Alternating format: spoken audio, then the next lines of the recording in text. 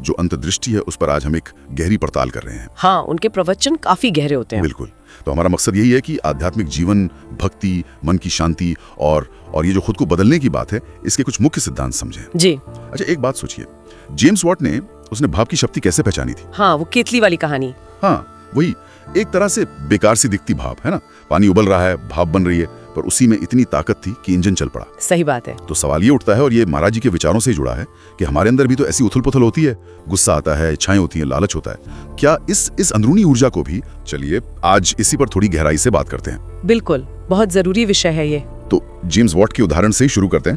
उसने देखा पतीली का ढक्कन भाप से उठ रहा है। हाँ। और उसी भाप से, जिसे शायद लोग बेकार ही समझते होंगे, उसने इंजन बना दिया। जी। हमारे सूत्रों में भी कुछ ऐसा ही कहा गया है कि हमारे अंदर भी एक अग्नि है, कामाग्नि, क्रोधाग्नि, लोभाग्नि, ये सब। हाँ, ये आंतरिक अग्नि। अक्सर हम क्या करते हैं, या तो इसे दबाते हैं या फिर इसमें जल जाते हैं। हाँ, यही होता है ज्यादातर। लेकिन यहाँ एक तीसरा रास्ता बताया गया है, इसे सहना।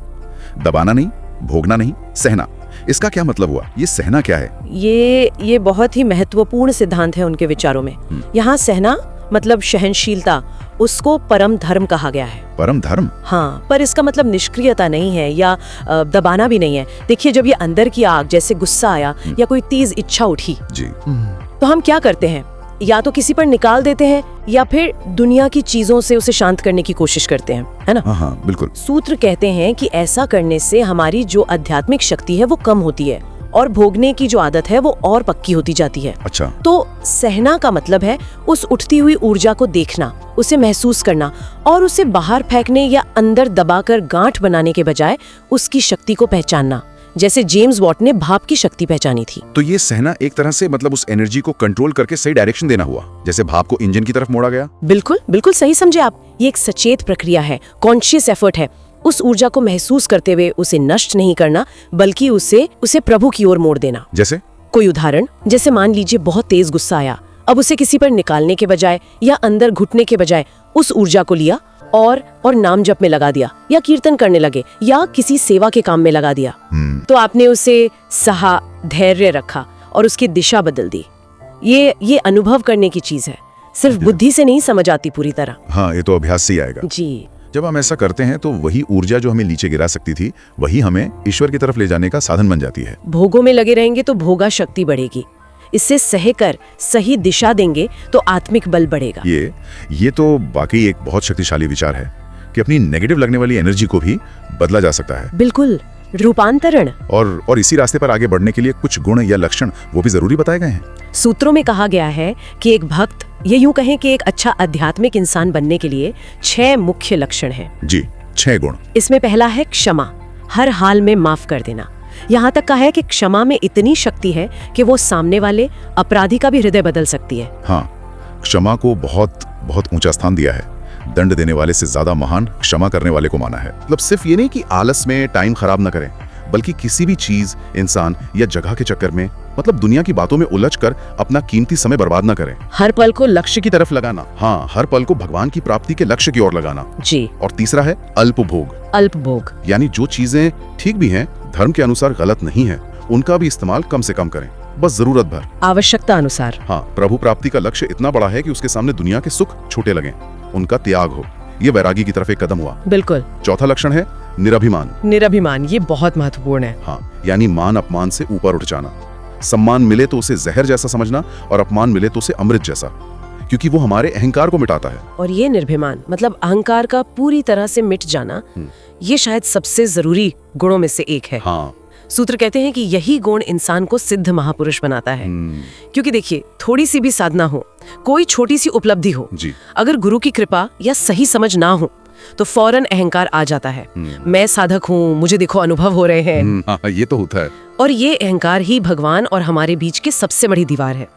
जब व्यक्ति पूरी तरह अहंकार से खाली होकर खुद को कर्ता मानना छोड़ देता है और प्रभु से अपना असली रिश्ता महसूस करता है, जैसे कि मैं दास हूँ, वो स्वामी हैं, या मैं उनका अंश हूँ, वो मेरे अंशी हैं, तभी उसी निर्भिमान अवस्था में हृदय में भगवान के प्रेम की लीलाओं का अनुभव होना शुरू होता है।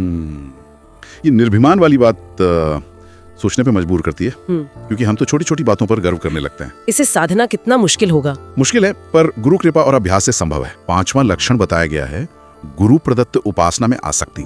जी। यानी गुरु ने जो रास्ता बताया, जो इष्ट देव दिए, जो भी तरीका बताया साधना का, उसमें पूरी लगन से, पूरी निष्ठा से लगे रहना, भटकना नहीं। हाँ, एक निष्ठता। और छठा है सद्गुरु देव की पूर्ण शरणागति, गुरु के प्रति ऐसा समर्पण कि जैसे हमें कोरा कागज है, वो जो चाहे लिख दे। उनके निर्देशों का पालन करना बिना अपनी बुद्धि लगाए। बिल्कुल, ये 6 लक्षण जिसके जीवन में धीरे धीरे उतरने लगते हैं, उसकी भक्ति फिर पक्की होती है, उसमें स्थिरता आती है और निरभिमानता बनी रहती है। हाँ, और सबसे बड़ी बात, वो खुद को सबसे छोटा, दीनहीन समझने लगता है, उसे अपने गुणों का भी अभिमान नहीं होता।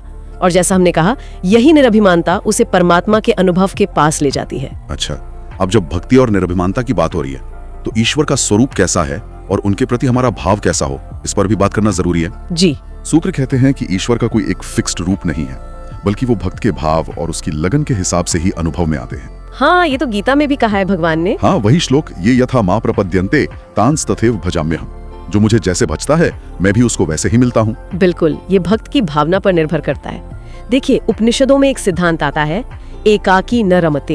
एकाकी न रमते? हाँ, मतलब वो जो परम तत्व है, ब्रह्म, उसे अकेले आनंद नहीं आता, वो अकेला रमण नहीं करता। अच्छा। इसीलिए एकोहम बहुश्याम, मैं एक हूँ अनेक हो जाऊं, इस संकल्प से वो खुद ही अनेक रूपों में प्रकट होकर अपने आप से ही खेल रहा है। अपने आप से खेल रहा है। हाँ, ये पूरी दुनिया, इसका बनना, चलना, मिटना, ये सब उसी एक तत्व की लीला है। वो खुद ही अलग अलग नाम रूप लेकर खुद में ही आनंद ले रहा है। वाह, ये विचार कि सब कुछ उसी का खेल है, ये तो बहुत गहरा है ना? और इसी कॉन्टेक्स्ट में एक और बात कही गई है कि भगवान इतने कृपालु हैं कि किसी भी भाव से अगर मन उनमें लग जाए तो कल्याण हो सकता है। यहाँ तक कि तीव्र द्वेष, नफरत का उदाहरण भी दिया जाता है, जैसे शिशुपाल या कंस का। हाँ, उनका जिक्र आता है। उन्होंने लगातार दुश्मनी के भाव से भगवान को याद किया, तो उनकी वृत्ति भी भगवद आकार हो गई, मतलब उनका मन हमेशा भगवान के रूप में ही रमा रहा। तो क्या इसका मतलब है कि नफरत से भी भगवान मिल सकते हैं? देखिए, यहाँ थोड़ा ध्यान से समझने की जरूरत है। जी।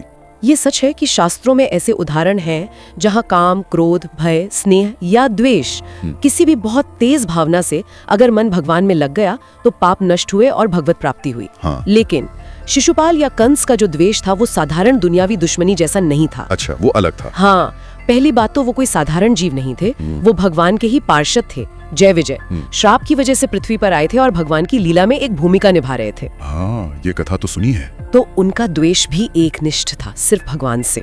वो 24 घंटे सोते जागते उठते बैठते सिर्फ भगवान का ही चिंतन करते थे, भले ही वैर भाव से, किसी और का नहीं। तो ये एक स्पेशल केस था, इसे जनरल रूल नहीं मान सकते। बिल्कुल, ये भगवान की लीला का हिस्सा था। कोई साधारण आदमी अगर सोचे कि अच्छा, मैं भी भगवान से नफरत करके परम पद पालूंगा, तो ये संभव नहीं है। क्यों नहीं?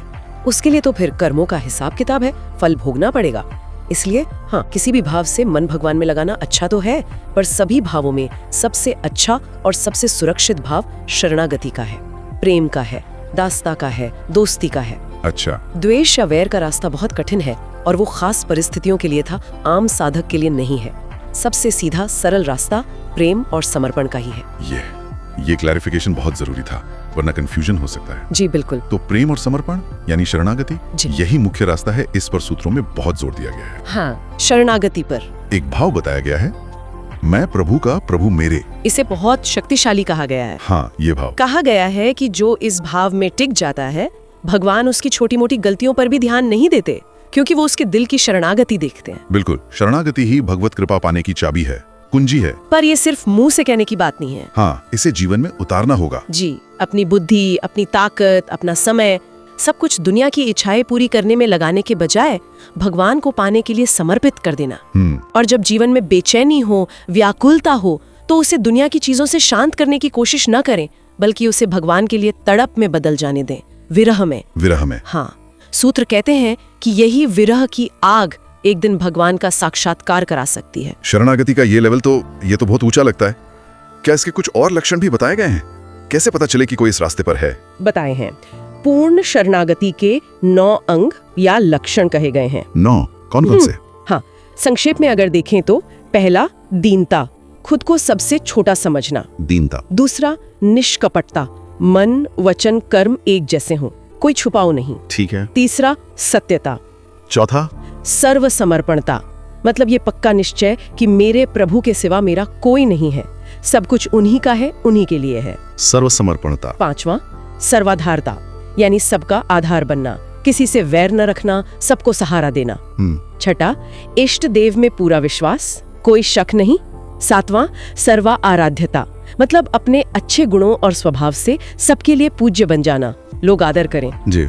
आठवां, इष्ट अनन्यता, सिर्फ अपने इष्ट पर ही निर्भर रहना, किसी और से कोई उम्मीद नहीं। और नौवां, निज स्वरूप विस्मरण। नौवां लक्षण निज स्वरूप विस्मरण, ये सुनने में थोड़ा अलग है, इसका क्या मतलब है? इसका मतलब है प्रेम की ऐसी ऊंची अवस्था जहां भक्त खुद को ही भूल जाए, उसे सिर्फ अपने इष्ट देव ही याद रहें। खुद को भूल जाएं। हाँ, मैं सेवा कर रहा हूँ, ये मैं का भाव भी मिट जाए, बस सेवा रह जाए और जिनकी सेवा हो रही है वो रह जाएं। अच्छा, ये प्रेम मार्ग की बहुत ऊंची अवस्था है। हाँ।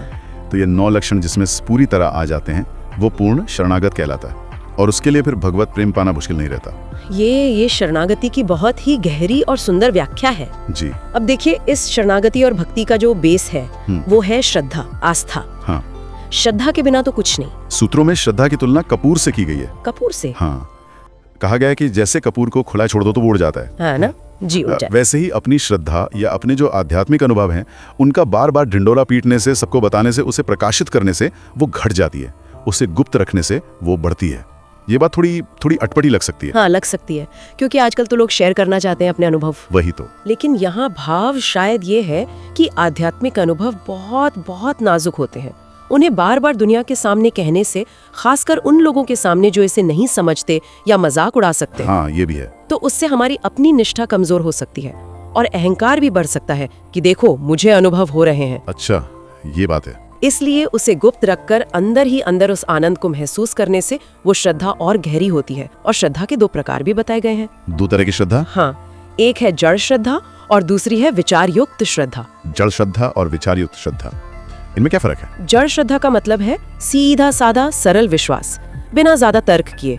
किसी ने कह दिया, गुरु ने कह दिया, शास्त्र में लिखा है, बस मान लिया। अच्छा। इसमें बुद्धि का ज्यादा इस्तेमाल नहीं होता। जैसे वो शिल्पी बाई की कहानी है ना। हाँ, सुनी है। उन्होंने तख्ता के टुकड़े में ही अपने ठाकुर जी देख लिए, क्योंकि उनके गुरु ने कह दिया था कि यही तुम्हारे ठाकुर जी हैं। इस तरह की श्रद्धा से भगवान बहुत जल्दी मिल सकते हैं, क्योंकि मन भटकता नहीं। लेकिन इसमें कोई खतरा भी है क्या? हाँ, खतरा ये है कि ये श्रद्धा जितनी जल्दी फल दे सकती है, उतनी ही जल्दी टूट भी सकती है। कैसे? अगर ऐसे साधक को गलत संगति मिल जाए या कोई ज्यादा तर्क करने वाला आदमी उसके गुरु या इष्ट देव पर सवाल उठा दे, तो उसका विश्वास हिल सकता है। इसीलिए ऐसे साधकों को सलाह दी जाती है कि वो ज्यादा बहस करने वालों से और गलत संगति से दूर रहें। अपने गुरु, मंत्र और इष्ट देव के मामले में किसी का दखल बर्दाश्त न करें। अच्छा, और दूसरी वाली विचार युक्त श्रद्धा? वो ज्ञान और विज्ञान पर आधारित होती है, मतलब सोच समझकर, शास्त्रों को पढ़कर, तर्क वितर्क करके एक निश्चय पर पहुंचना। जी। इस रास्ते से भगवान को पाने में थोड़ा ज्यादा समय लग सकता है, क्योंकि बुद्धि बहुत चलती है इसमें। हाँ। लेकिन फायदा ये है कि ऐसी श्रद्धा को कोई आसानी से डिगा नहीं सकता, क्योंकि वो विचार और अनुभव पर टिकी होती है। ऐसे साधक तर्कों का सामना कर सकते हैं। वो चैतन्य महाप्रभु और प्रकांड वेदांती विद्वान थे ना, प्रकाशानंद सरस्वती। हाँ, काशी में। उनका प्रसंग याद आता है। प्रकाशानंद को अपने ज्ञान का बड़ा अभिमान था, लेकिन महाप्रभु के प्रेम और भक्ति भाव के आगे उन्हें झुकना पड़ा। ये ज्ञान पर प्रेम की विजय थी। बिल्कुल। तो दोनों तरह की श्रद्धा का अपना महत्व है, पर जड़ श्रद्धा वालों को अपनी आस्था बचाने के लिए थोड़ा सावधान रहना होगा। जी बिल्कुल। अच्छा, अब एक बहुत ही प्रैक्टिकल सवाल लेते हैं जो अक्सर लोगों के मन में आता है। पूछिए। ये जादू टोना, तंत्र मंत्र, नेगेटिव एनर्जी, क्या ये सब वाकई हम पर असर डाल सकती हैं? ये सवाल तो बहुत लोग पूछते हैं। इस पर सूत्रों का नजरिया बहुत साफ है। क्या कहते हैं? वो कहते हैं कि हमारे जीवन में जो भी सुख या दुख आता है, उसका मुख्य कारण हमारे अपने ही कर्म होते हैं। अपने कर्म? हाँ, वो चौपाई है ना, कोन काहू दुख सुख कर दाता, निजकृत कर्म भोग सब भ्राता। हाँ, सुनिए। मतलब कोई दूसरा हमें दुख या सुख देने वाला नहीं है, हम अपने ही किए कर्मों का फल भोगते हैं। तो क्या इसका मतलब है कि जादू टोना वगैरह कुछ होता ही नहीं? ऐसा नहीं कहा कि ये शक्तियां होती ही नहीं, हो सकती हैं, लेकिन उनका असर हम पे तभी पड़ता है जब हमारे अपने कर्मों में कोई गड़बड़ी हो, या हमारे प्रारब्ध में, मतलब किस्मत में वैसा भोग लिखा हो। अच्छा। जब हमारे कर्म अच्छे होते हैं, हम भगवान का नाम जपते हैं, कीर्तन करते हैं, ध्यान करते हैं, तो एक तरह का अदृश्य सुरक्षा कवच हमारे चारों ओर बन जाता है। हनुमान चालीसा का पाठ, भगवान के नाम का कीर्तन, ये सब बहुत शक्तिशाली सुरक्षा उपाय हैं। तो अगर हम आध्यात्मिक रूप से मजबूत हैं तो इन नेगेटिव चीजों का असर नहीं होगा? भी हो पाती हैं जिनका चाल चलन, स्वभाव या कर्म वैसे होते हैं, या जिन्हें प्रारब्ध की वजह से वो कष्ट भोगना ही होता है। जो भगवान का भक्त है, जिसका मन भगवान में लगा है, उस पर इन चीजों का असर नहीं होता। बल्कि कई बार तो ऐसा भी होता है कि भक्त के संपर्क में आने से उन नकारात्मक शक्तियों का भी भला हो जाता है। अरे वाह।